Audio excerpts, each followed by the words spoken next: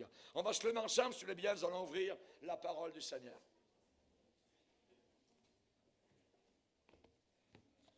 Alléluia. Si vous voulez bien, on va ouvrir dans Éphésiens, l'Épître aux Éphésiens, chapitre 2. Le titre du message s'intitule « Adorez-vous le diable ». Adorez-vous le diable. Éphésiens, chapitre 2, et nous allons lire à partir du verset 1er. Éphésiens, chapitre 2, verset 1er. L'apôtre Paul écrit aux chrétiens d'Éphèse, et il leur parle de leur passé. Il leur dit, vous étiez morts par vos offenses et par vos péchés dans lesquels vous marchiez autrefois, selon le train de ce monde, selon le prince de la puissance de l'air, de l'esprit qui agit maintenant dans les fils de la rébellion. Nous tous aussi, nous étions de leur nombre, et nous vivions autrefois selon les convoitises de notre chair, accomplissant les volontés de la chair et de nos pensées. Et nous étions par nature, de par notre nature pécheresse, des enfants de colère, comme les autres. 3 points de suspension. Et la suite nous dit,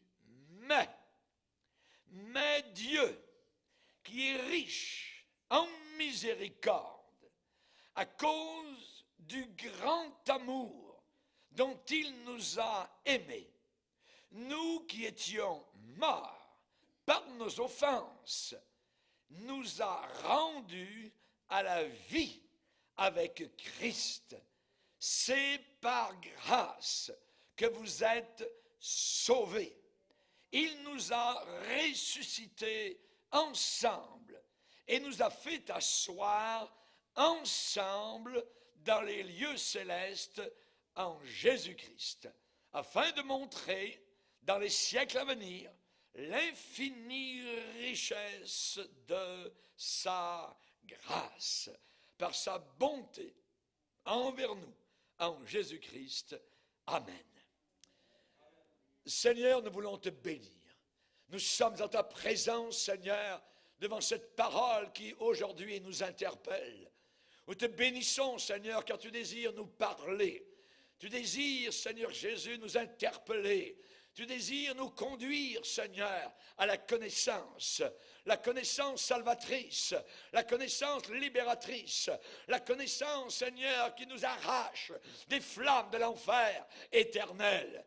Nous te demandons de nous conduire dans tes voies. Aide-nous à apprendre, Seigneur, à batailler, à lutter, à combattre, Seigneur, avec le revêtement de l'armure spirituelle, afin que nous puissions être plus que vainqueurs contre l'ennemi de nos âmes et les démons de l'enfer vaincus à la croix du calvaire. Merci pour ton triomphe à la croix. Merci, Père, dans le nom de Jésus. Amen. Et tout le peuple dit Amen. Amen. On peut s'asseoir, frères et sœurs. Alléluia. Gloire au Seigneur.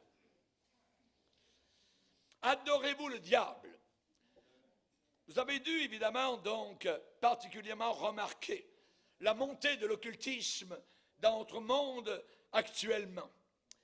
Le monde des esprits, les films qui parlent d'apparitions diaboliques, toutes les choses sur les iPods, toutes les puissances Pokémon et ainsi de suite, vous voyez, puissance de yoga, puissance hindoue, puissance de l'Orient, ainsi de suite, zodiaque de ceci, signe dans le ciel de cela.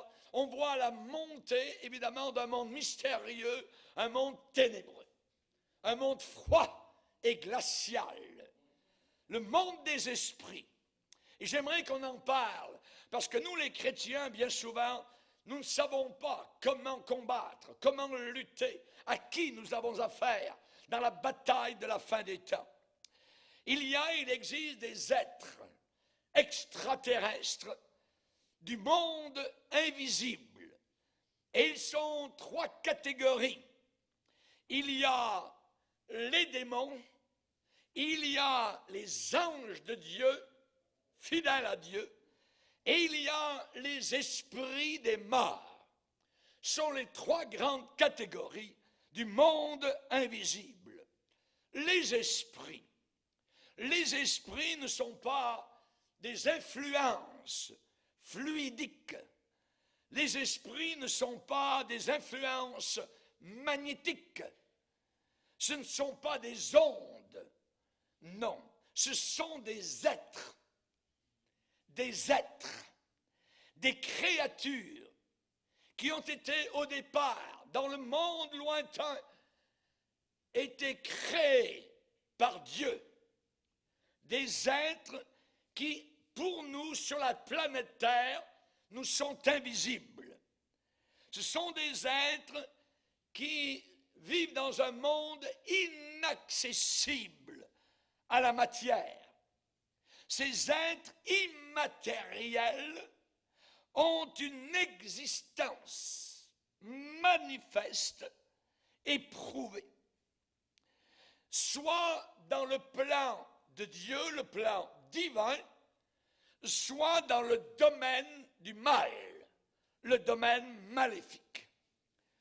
Dans notre siècle, le 21e, de découvertes prodigieuses, d'électronique, d'ADN, de fission atomique, de transmission de la voix, de transmission des images par les ondes, par la lumière, à la vitesse de 300 000 km à la seconde.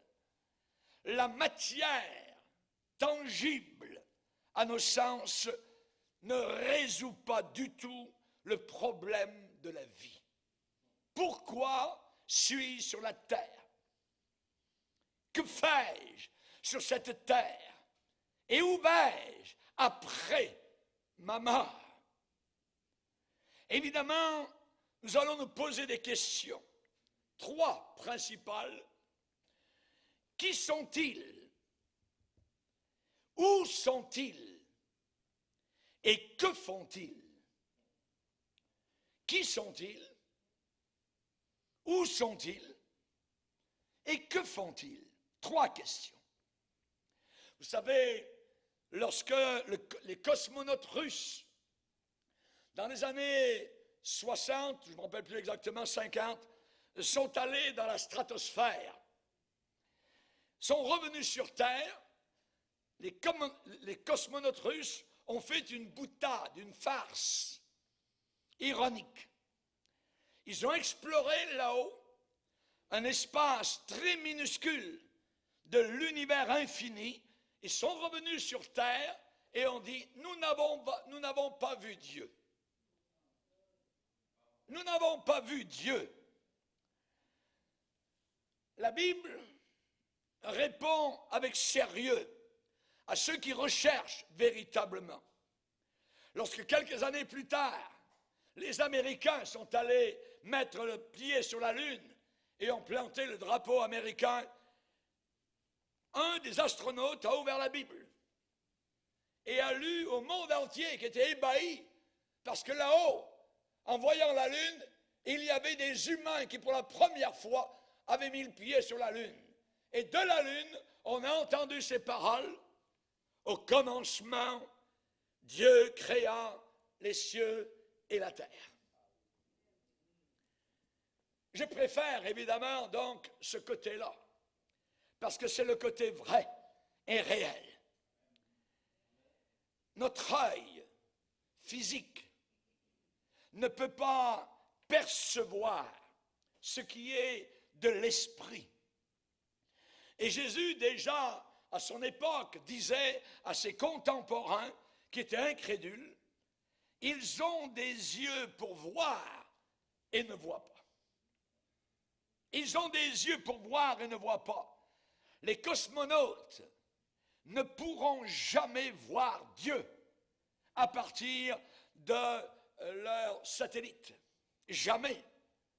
Ni sur la Lune, ni sur Mars, ni sur Pluton ou n'importe quoi, ou n'importe quelle autre étoile.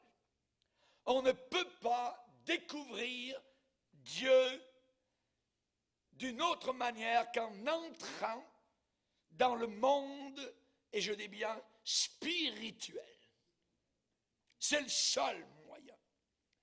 Nous ne devons pas confondre le monde spirituel et le monde spirit. Le monde spirit, c'est le monde des démons, c'est le monde des invocations, c'est le monde de ténèbres et totalement obscur. La Bible nous dit que Moïse, à son époque, en Égypte, voyait clairement celui qui est invisible. Comment pouvait-il arriver à une chose semblable? Chers amis, vouloir s'introduire dans le monde des esprits, de communiquer avec le monde des esprits en dehors de Dieu, c'est se perdre. C'est se perdre dans un monde dangereux, obscur, ténébreux, froid. La Bible dit que l'homme animal, ça veut dire l'homme psychique, l'homme naturel, le pécheur, ne reçoit pas les choses de Dieu, parce qu'elles sont une folie aux yeux du Seigneur. Si quelqu'un entre par moi, il sera sauvé. Alléluia, alléluia, gloire au Seigneur.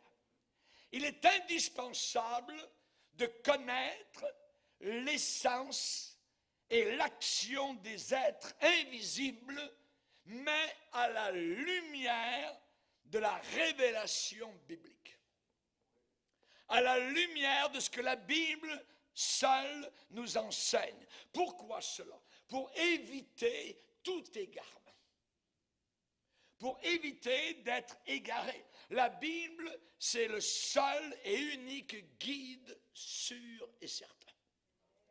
Il n'y en a pas d'autre.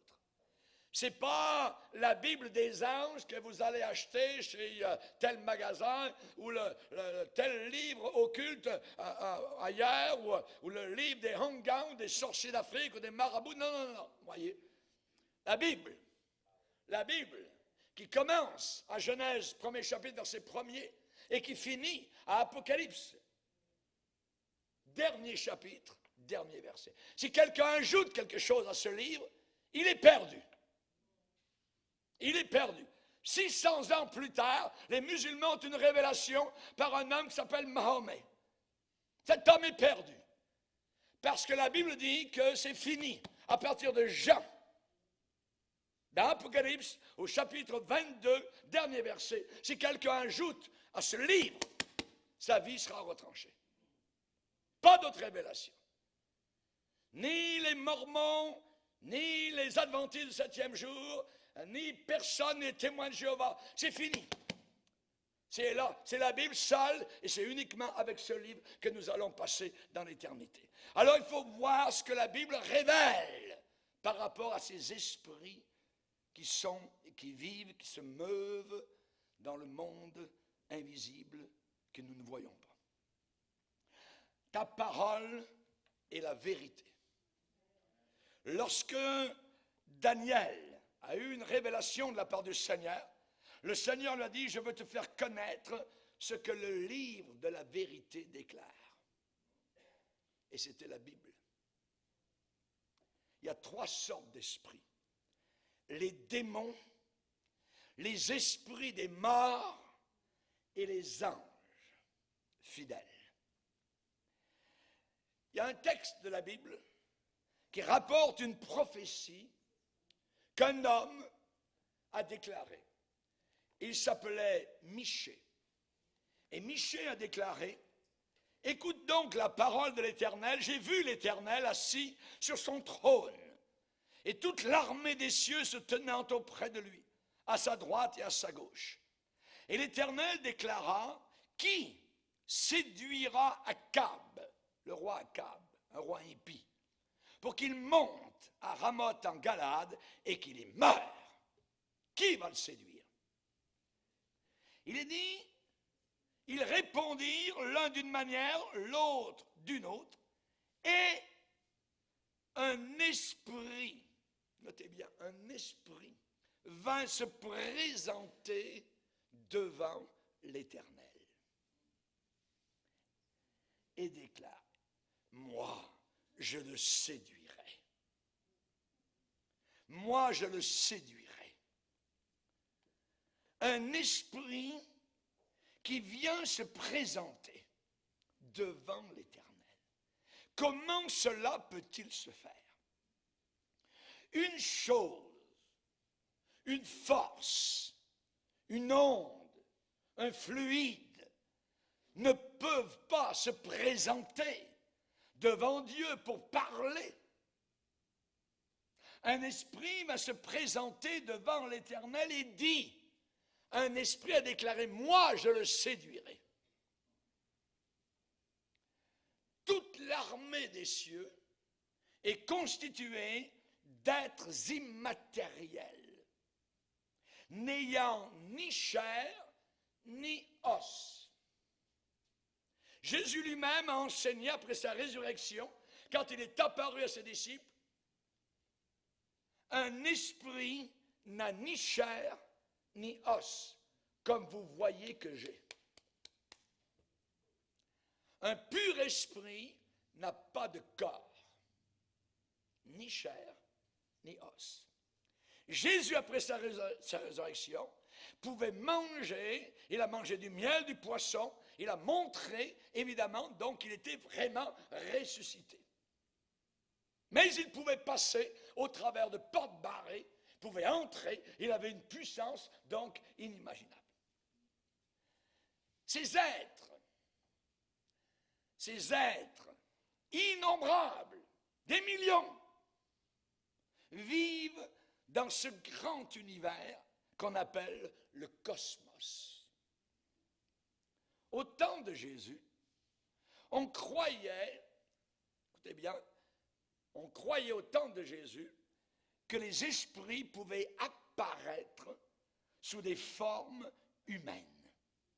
Et on les appelait fantômes. Des fantômes.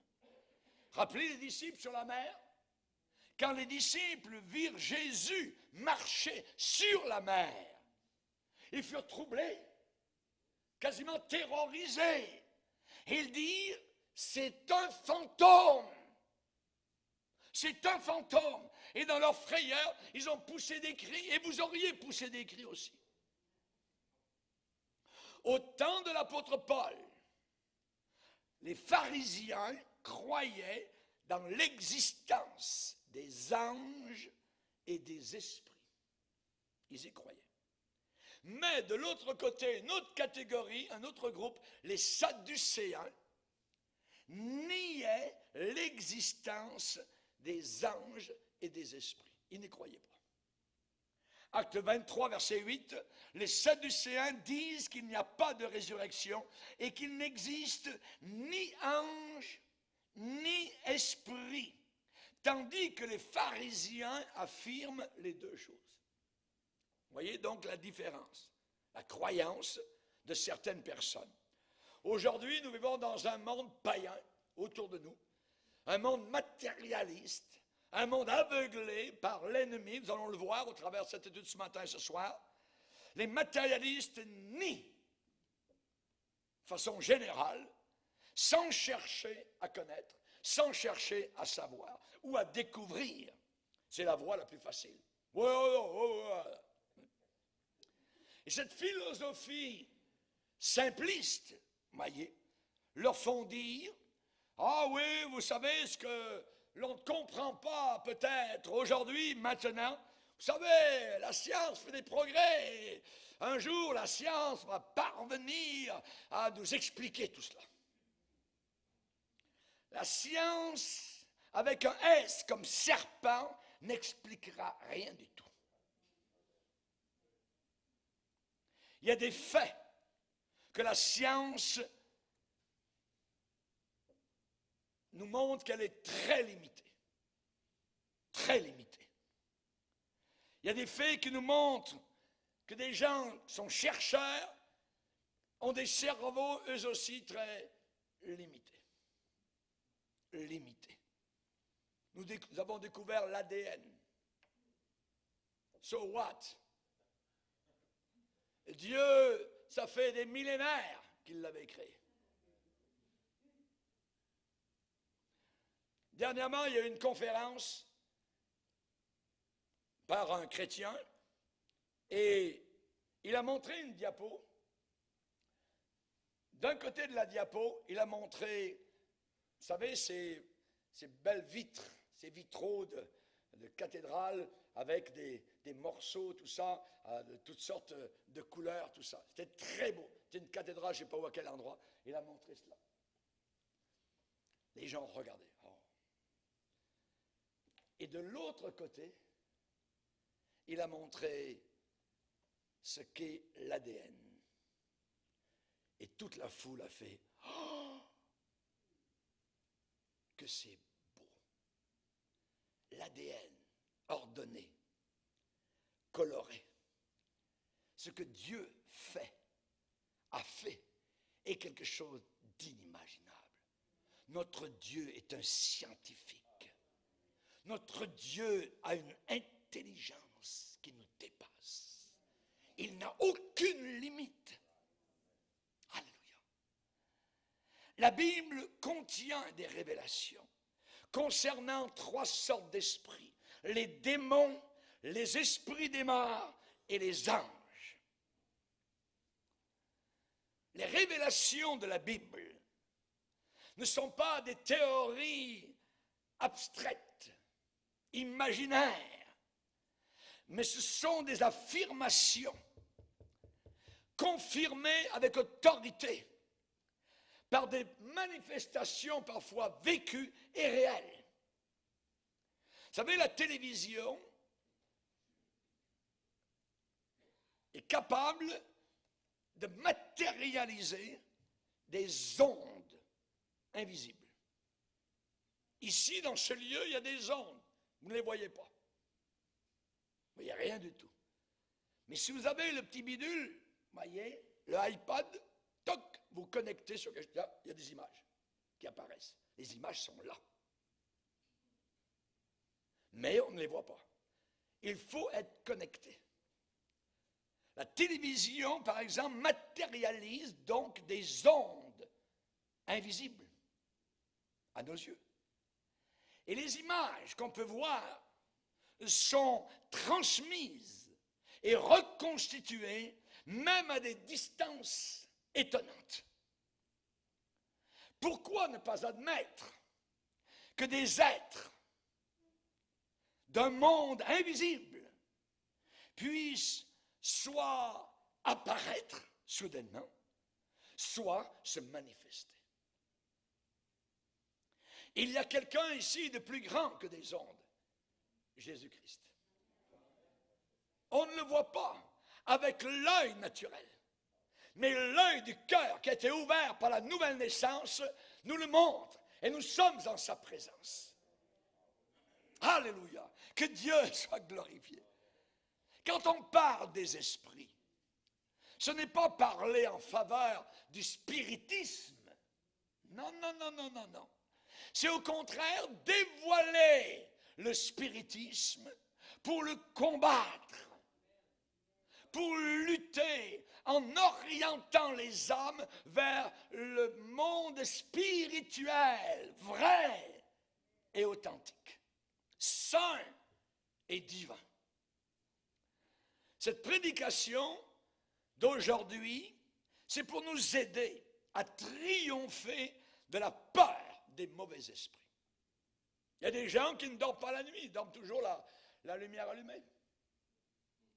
Il y a des enfants qui sont tourmentés la nuit, parce que toute la journée, ils ont joué avec les bidules. Mais il y a des puissances diaboliques, il y a des signes diaboliques au travers de tout cela. Il y a un attachement aux démons qui sont invisibles et qui travaillent dans l'ombre. Et la nuit, certains enfants crient, ont peur, voient apparaître des faces nous on appelle de démons. Parce qu'il y a porte ouverte. Mon peuple périt faute de connaissance. Nous devons les dévoiler. Et chers amis, il faut indiquer le moyen de demeurer dans la victoire sur ces entités maléfiques, méchantes. Et nous allons voir comment la Bible les appelle mauvais esprits ou méchants esprits. Ce n'est pas aujourd'hui un cours scientifique de démonstration, de preuves, d'exposés, de manifestations pour convaincre ceux qui ne croient pas ou croient rien, ou croient que ce qu'ils voient. Mais c'est une prédication biblique. Selon la Bible, Satan s'oppose. Satan est un rebelle. Satan a déjà été, nous allons le voir, un ange, grand ange, archange de Dieu. Il connaît très bien Michael et Gabriel. Et ce Satan s'oppose, accuse, il est sale, et il voudrait emmener la plus grande partie de la population mondiale avec lui en enfer. Il sait qu'il est damné, il sait qu'il est perdu. Satan s'oppose au véritable prédicateur, d'un opposant à la prédication du calvaire, à la prédication de la croix. Il accuse d'un accusateur. Et le mot accuser en grec veut dire diaboloi. À la fin des temps, les hommes seront des accusateurs, ils seront diaboloi, ils seront diaboliques, ils seront reliés au domaine des puissances maléfiques. Dans 1 Timothée chapitre 3, on nous dit qu'il s'oppose particulièrement aux prédicateurs véritables. Il est dit que pour prêcher l'Évangile, dans 1 Timothée 3, 6, il ne faut pas que ce soit un nouveau converti, de peur qu'enflé d'orgueil, il ne tombe sous le jugement du diable, sous la condamnation de Satan. Par orgueil. Il faut aussi qu'il reçoive un très bon témoignage de ceux du dehors, afin de ne pas tomber dans l'opprobre, la honte et dans les pièges du diable. Les pièges du diable. La Bible, n'oubliez jamais, c'est le livre de la vérité. Elle est inspirée de Dieu et nous recevons ce livre comme étant le guide total de notre vie chrétienne ici-bas sur terre. Et il est logique et utile d'appuyer notre foi sur ce livre et non pas sur des idées personnelles. C'est ce que je pense. Non. Ce que la Bible déclare. Est-ce que la Bible en parle? Et il est bon que le chrétien ne mette jamais sa confiance en n'importe quoi et en n'importe qui. Nous tenons pour d'autant plus certaine la parole prophétique à laquelle vous faites bien de prêter attention comme une lampe qui brille dans un lieu obscur. Nous sommes sur cette terre dans un lieu obscur et nous avons une seule lampe, la Bible. La Bible, la parole de Dieu. Chers amis, si nous ne voulons pas être emportés, je dis bien emportés, entraînés à tout vent de doctrine, à tout vent d'enseignement, comment, je dirais, être emporté? Eh bien, en croyant ici et là, en allant ici et là. Là-bas, c'est bien. Là-bas, oh, là, ils enseignent une nouveauté là-bas. Ah, là-bas, il y a une nouveauté. Ça, c'est très dangereux. La vie chrétienne n'a pas de nouveauté. Ça fait plus de 2000 ans que nous sommes dans le courant chrétien. Et ceux d'il y a 20 siècles, eh bien, nous ont demandé de garder l'Évangile tel quel. Sans changement, sans variation. Sinon, nous aurions cru pour zéro. Pour rien. Donc, il est très important de ne pas se faire emporter. Et derrière les fausses doctrines, n'oubliez pas qu'il y a les démons. Les démons enseignent. Comment enseignent-ils? Par la bouche d'hommes de la terre. Par la bouche d'hommes. Par des prédicateurs faux, qu'on appelle des faux prophètes. Des faux docteurs. Des docteurs qui sont faux. Faux, ça veut dire mensonger. Et tout ce qui est mensonge est relié au domaine de Satan. Mentir. Les deux yeux ouverts avec un beau sourire. Et si vous croyez ce qui vient d'être dit, qui est un mensonge, que c'est la vérité, déjà là, vous êtes fait. Le piège vient de se refermer sur vous, la trappe. Emporté à tout vent de doctrine par la tromperie des hommes, par leur ruse dans les moyens de séduction. Éphésiens chapitre 4. Pour éviter d'être pris dans un engrenage d'une doctrine de démons. La Bible emploie l'expression dans 1 Timothée chapitre 4, doctrine de démons. Ça veut dire que les démons enseignent. Les démons sont en guerre. Les gens pensent que la vie chrétienne est un pique-nique. Dangereux, nous sommes en guerre. Nous devons revêtir une armure, un casque, une cuirasse, une ceinture, une épée pour vaincre l'ennemi. Des chaussures bien serrées que donne le zèle de l'évangile de gloire. Pourquoi? Parce que nous sommes en guerre. Si vous n'avez pas d'armure, que le diable vous tire dessus, vous allez tuer, vous allez périr, vous allez être séduit, vous allez croire un mensonge. Il faut bien connaître la doctrine de Christ, la doctrine biblique. Le problème aujourd'hui, c'est que dans beaucoup d'églises, on n'enseigne plus la doctrine. Les gens croient ce qu'ils veulent, font ce qu'ils veulent. Vous pouvez être en train de vivre un adultère, tout est bien. Vous pouvez être en train de vivre un concubinage, mais vous êtes chrétien. Vous pouvez être un homosexuel et vous êtes chrétien, et ainsi de suite. Tout cela sont des doctrines de démons qui poussent par derrière. Les gens pensent que juste aimer, un amour, aimer, bisous, bisous. Ouais, ah, attends. Hey, yaya! Il peut y avoir aussi le baiser de la mort, le baiser du diable. C'est la vérité qui doit triompher dans l'amour. Alléluia. Gloire au Seigneur. Cette connaissance biblique font que les victimes de l'occultisme empirique sont conduits sur le chemin de la délivrance. Leurs yeux s'ouvrent, comprennent. Et cela empêchera tous ceux qui m'écoutent de se laisser enrober, conduire par de la sucrerie, par du miel, envelopper, vont se laisser séduire, ça les empêchera, ça va les garder. Cette force, puissance malfaisante, puissance diabolique, puissance de démon. Comment est-ce qu'on peut vaincre? Ils l'ont vaincu par la parole de leur témoignage. As-tu un témoignage? Si tu n'as pas de témoignage, il faut que tu en aies un. Il faut que tu sois sauvé. Il faut que tu demandes pardon de tes péchés, que tu viennes à la croix. Tu auras un témoignage. Ils l'ont vaincu par leur témoignage et par le sang de Jésus. Ça veut dire ce qui s'est passé à la croix. Sang de Jésus, ça veut dire la boucherie qui a eu lieu à Golgotha. C'est là que le serpent ancien a eu sa tête écrasée. Et j'aime entendre le craquement sous le pied blessé de Jésus-Christ. Alléluia!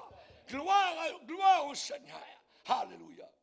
Je vous ai donné le pouvoir, a dit Jésus, de marcher, vous aussi, sur les serpents, de les écraser, sur les scorpions et sur toute la puissance du diable. Et rien ne pourra vous nuire. Rien ne pourra vous nuire. Vous serez plus que triomphateur. Vous serez totalement dans la victoire. Vous vivrez dans une victoire continuelle. Alléluia. Le pape a dit que Christ à la croix était la plus grande défaite. Voilà un démon qui parle. Voilà une puissance diabolique. Le pape a dit qu'il n'y avait plus d'enfer. Ça n'existe pas. Dieu est bien trop bon. Voilà une puissance diabolique qui vient de se manifester encore là. Ils l'ont vaincu. On l'a vaincu. As-tu vaincu? Es-tu vainqueur? Es-tu victorieuse? Alléluia. Par la parole de ton témoignage. Alléluia. Vous étiez fils de la rébellion. Vous étiez fils et filles de colère. Mais Dieu qui est riche en miséricorde, alléluia, nous a libérés, nous a pardonnés, nous a extirpés la puissance des ténèbres, nous a amenés en pleine lumière. Alléluia, à Dieu soit la gloire, à lui seul la victoire. Alléluia, Père, pardonne-leur. As-tu été pardonné? J'ai été pardonné. Alléluia. Merci Seigneur. Les démons. Les démons sont des esprits méchants, mauvais.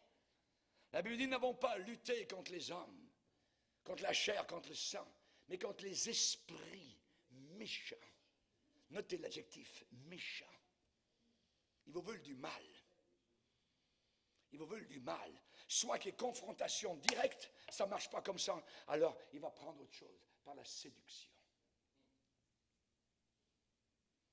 Si le vinaigre ne fonctionne pas, il va essayer de prendre le miel. Aujourd'hui, ça semble archaïque de parler de démons au 21e siècle scientifique, au 21e siècle d'intellectualisme, au 21e siècle de matérialisme et d'humanisme. Oh, vous savez, pasteur Bourgier, ouais, les démons, mais cela était valable au Moyen-Âge. Ces croyances de puissance diabolique, ça c'est une survivance de conception d'hommes primitifs. C'est le fruit de leur imagination, c'est le fruit de leur ignorance. Ces gens qui disent cela nient purement et simplement la réalité. Et ils sont victimes de la plus belle des ruses de Satan. Quelle est cette ruse? Eh bien, c'est de persuader les gens qu'ils n'existent pas.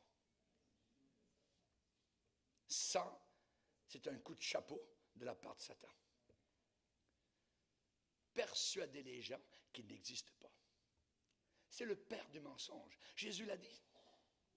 C'est le père du mensonge. Le padre de tout mensonge, c'est Satan. Et malgré le progrès qu'on a sur cette terre, il n'y a jamais, je dirais, autant eu d'horoscopes dans les journaux, à la radio, à la télévision, autant d'imprimés de livres sur la magie, sur le diable. La jeunesse est friande de cela, mange, dévore les Harry Potter. La musique de Satan diabolique qui est introduite à l'intérieur de l'Église par la musique rock, hip-hop et tout ce que vous voulez, les danses Hollywood à l'intérieur, et pendant ce temps-là, Satan rit aux éclats. En Afrique, les sorciers sont encore très puissants dans leurs tribus. Dans certains pays, on les appelle les marabouts. Et sont capables, par la puissance de Satan, d'opérer toutes sortes de choses maléfiques, affreuses. Un jour, je passais derrière une moto, j'étais assis derrière une moto et le pasteur était devant moi, et on est passé au travers de toutes sortes de bumps, ici et là, et j'ai vu qu'il y avait des baobabs, et ils avaient un linge blanc autour. Ils étaient ceinturés par un linge blanc. Et je pose la main, pasteur, c'est quoi les baobabs avec les... il y a des linges blancs qui sont autour d'eux. Ah, il dit, ça c'est les animistes, les sorciers, parce que les arbres leur ont dit qu'ils avaient froid. Il fallait les habiller. Ils croient ces choses-là. Et il m'a dit, vous savez, pasteur, ça marche. Les puissances diaboliques fonctionnent. Et les gens ont peur. Et tant qu'on ne vient pas à la connaissance de Jésus-Christ, il y a une peur. Et les gens du village offrent des sacrifices à ces arbres-là, qu'ils considèrent comme des êtres. Parfois, ils offrent, et il m'a déclaré, des poulets, et ils lancent, la personne s'avance vers l'arbre, et lance le poulet, et l'arbre court vers l'arbre, et pof! Le poulet meurt en arrivant au pied de l'arbre. Puissant diabolique, puissant de ténèbres. Les animistes, on en a vu de toutes sortes de couleurs. Ils sont capables de faire tomber des arbres, le pasteur, ce même pasteur, quand on est arrivé à l'église, il m'a dit, vous ne savez pas, pasteur, mais cette église, on l'a achetée. C'était une grande maison. Et quand nous sommes arrivés, en nous rassemblant dans ce lieu, c'est une maison qui était hantée. Et on l'a eu à un très bon prix. Nous, les chrétiens, on achète ça. Parce qu'on n'a pas peur des démons. Mais les pasteurs, nous avons vécu des choses inimaginables. Parce que les démons ne voulaient pas s'en aller. Et on a dû combattre. Et on a entendu des voix de démons. Dans ce lieu. Lorsque, une fois, nous étions là en train de dormir la nuit, les démons ont dit, sortez d'ici, il y a une voix audible. Ce lieu est à nous. Nous sommes levés, nous étions plusieurs chrétiens, et on a commencé à bombarder, on a commencé à prier le Seigneur et à les chasser au nom de Jésus-Christ. Et depuis, plus aucune manifestation diabolique. Ce lieu est à nous, c'est un lieu à Jésus-Christ. Alléluia. Que Dieu soit béni, que Dieu soit glorifié. Nous n'avons pas lutté contre la chair et le sang, mais contre les esprits dans les lieux célestes. Chers amis, dans nos pays dits civilisés, on a les images traditionnelles de vieilles sorcières juchées sur des balais qui volent dans les airs. Ça fait sourire. Et vous voyez, si vous allez dans le temps de l'Halloween, ici, au mois d'octobre, les gens qui se déguisent, la serveuse derrière, mais ces gens-là ne savent pas qu'ils sont en contact avec les puissances diaboliques.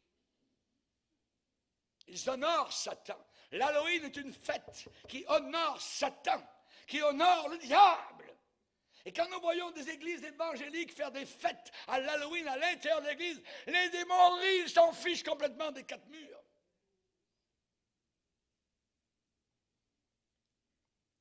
Actuellement, les adeptes à la magie se multiplient de plus en plus. Ne nous laissons pas séduire. Ne nous laissons pas séduire.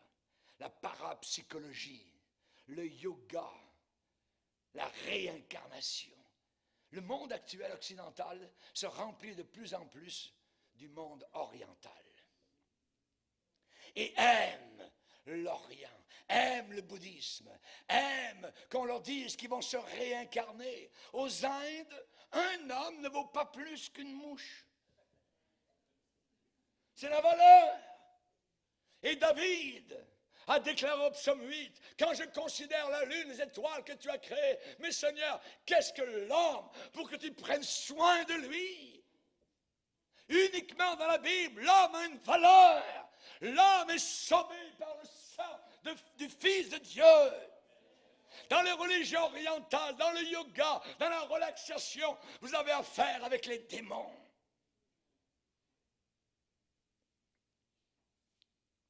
Vous voulez être relaxé? Jésus a dit, si quelqu'un vient à moi, je lui donnerai du repos. Venez à moi, vous tous qui êtes fatigués, je vous donnerai le repos. C'est la vraie relaxation. Moi, je relaxe depuis plus de 40 ans. Alléluia, gloire à Dieu. Alléluia. Que Dieu soit glorifié. Que Dieu soit béni. Chers amis, nous allons nous poser 3 questions. 3 questions primordiales, capitales, essentielles, principales, indispensables. Qui sont-ils? Où sont-ils? Et que font-ils? C'est 3 questions très importantes. Chers amis, si quelqu'un a été séduit, qu'il s'approche de Jésus-Christ. Pas n'importe quel Jésus, pas le Jésus du Nouvel Âge, le Jésus de Nazareth, le Jésus de la Bible, avec ses 66 livres. Si quelqu'un a été séduit, qu'il s'approche de Jésus, sa présence même fait fuir les démons. Sa parole fait fuir les démons. Quand est-ce que les démons se manifestent? Quand Jésus est présent. Certains démons n'arrivent pas à rester en place. Il y a des gens qui sont sur leur chaise et ça commence à bouger. Parfois les chaises revolent et on chasse le démon au nom de Jésus-Christ. Moïse a fait face à des magiciens en Égypte. Ils sont venus avec des petits bâtons. Ils ont jeté par terre devant Pharaon. Toc! Ça a commencé à être des serpents. La magie. Des bâtons qui deviennent des serpents. Alors Moïse, qu'est-ce que tu dis de ça? Et ton Dieu?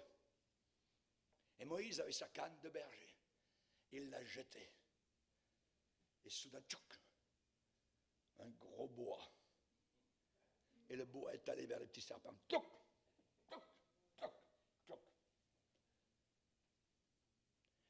Moïse a repris le serpent par la queue, toc, est redevenu une canne. La Bible dit qu'il y avait 2 hommes en Égypte. Et on a le nom dans le Nouveau Testament. Janès et Jambres s'opposèrent à Moïse. S'opposèrent à Moïse. Relisons le passage. 2 Timothée 3.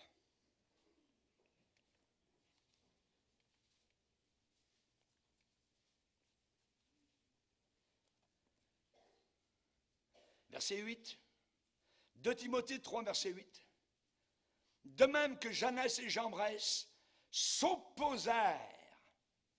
Donc il y a une opposition à Moïse.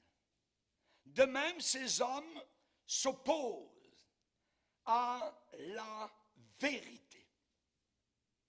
Étant corrompus d'entendement dans leurs pensées, réprouvés en ce qui concerne la foi, mais ils ne feront pas de plus grands progrès car leur folie sera manifeste pour tous, comme le fut celle de ces 2 hommes.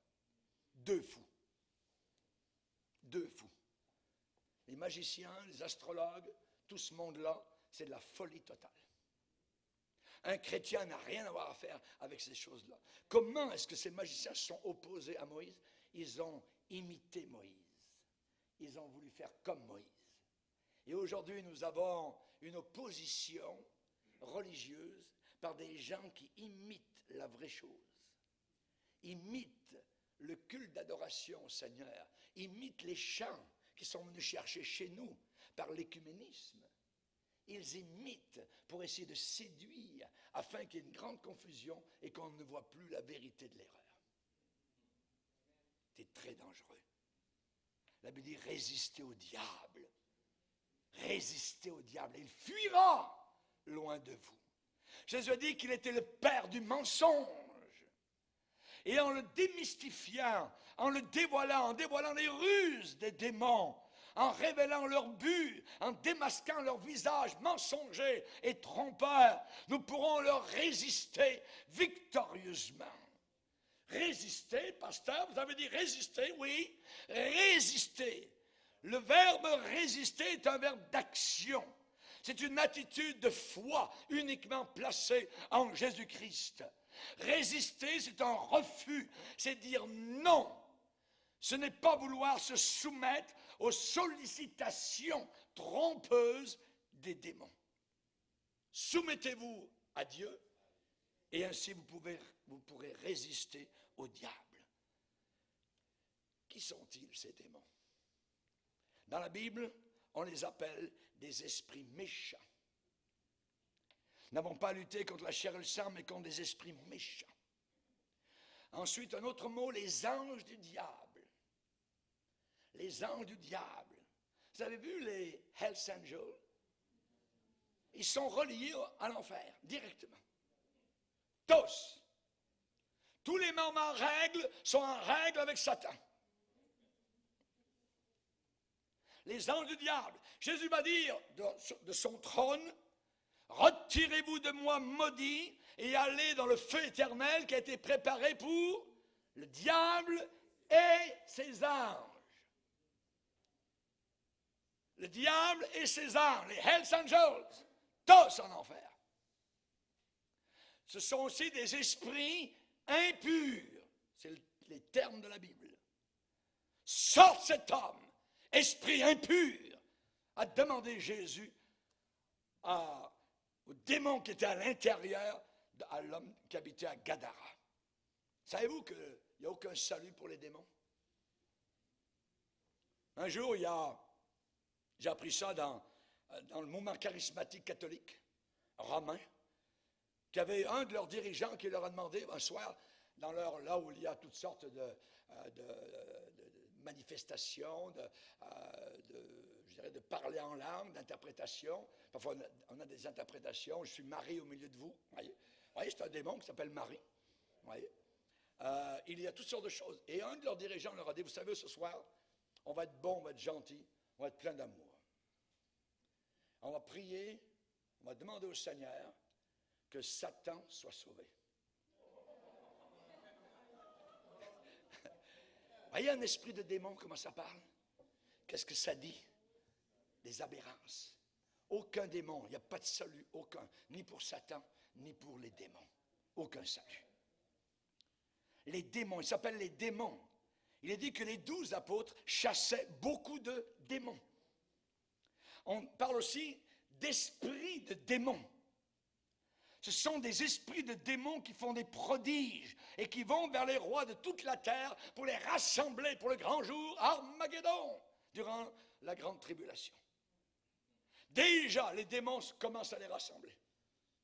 Au travers de l'écologie, au travers de la température dans le monde, les démons trouvent un moyen pour rassembler le monde entier.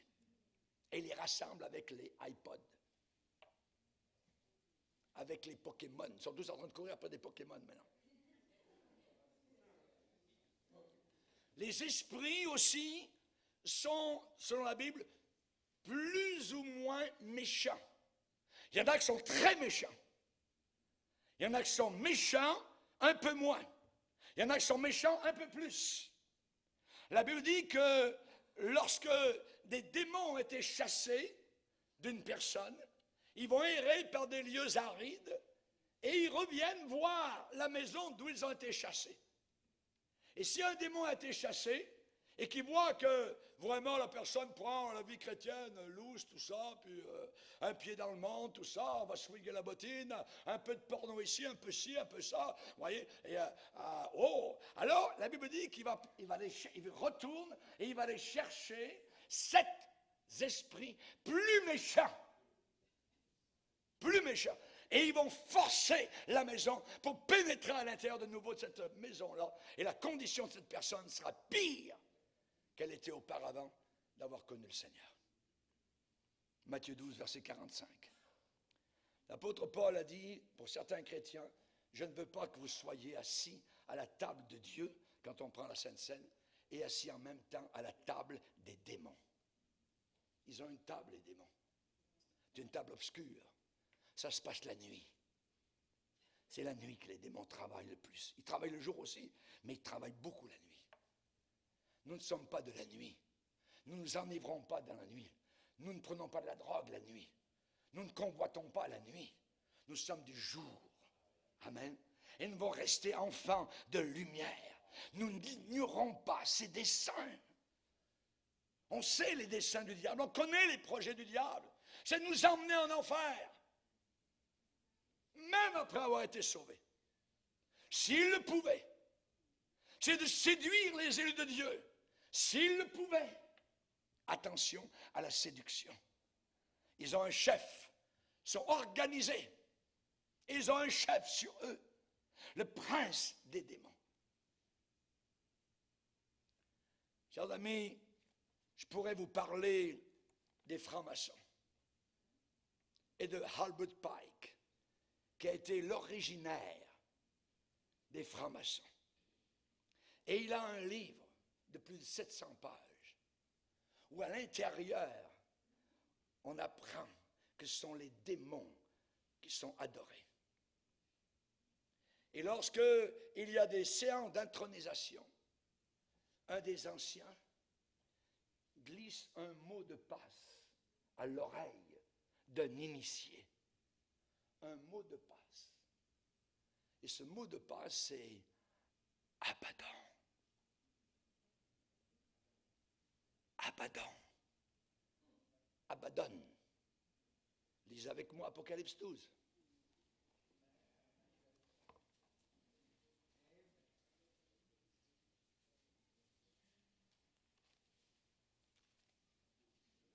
Apocalypse 9.